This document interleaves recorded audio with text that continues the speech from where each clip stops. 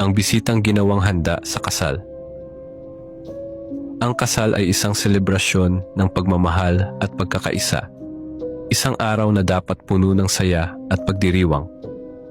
Ngunit sa halip na masayang alaala, isang madilim at nakakakilabot na trahedya ang bumalot sa isang kasalan sa bayan ng Nara, Palawan. Noong Hulyo 2004, sa kasal ng anak ni Eladio Baule, isang bisita ang hindi inaasahang magiging biktima ng isang malagim na krimen. Ayon sa mga ulat ng pulisya, si Benji Ganay, 25 taong gulang, ay di umano'y aksidenteng nakahawak sa puwitan ng bride. Ang pangyayaring ito ay labis na ikinagalit ni Baule at ng kanyang pamilya. Kasama ang kanyang anak na si Gerald, pinsan na si Junie Buyot, at pamangkin na si Sabtuari Pique. Dinala nila si Ganay sa isang liblib na bahagi ng kagubatan sakay ng isang tricycle. Doon, siya ay walang awang pinagsasaksak hanggang sa bawian ng buhay. Ngunit ang pinakanakakakilabot na bahagi ng kwento ay ang sinasabing ginawa nila sa katawan ng biktima.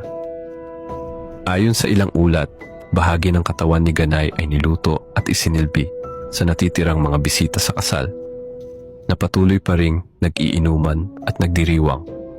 Hindi alam kung ano talaga ang kanilang kinakain.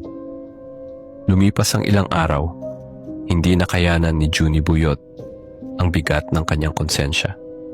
Pumunta siya sa mga awtoridad at isinumbong ang krimen.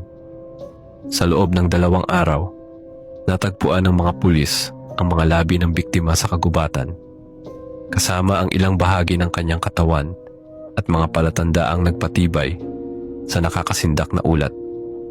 Agad namang inaresto ang 4 na suspek at sinampahan ng kasong pagpatay.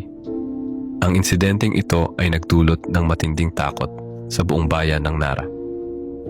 Isang tahimik at magandang lugar na tanyag sa mga turista ang biglang napuno ng takot at pangamba.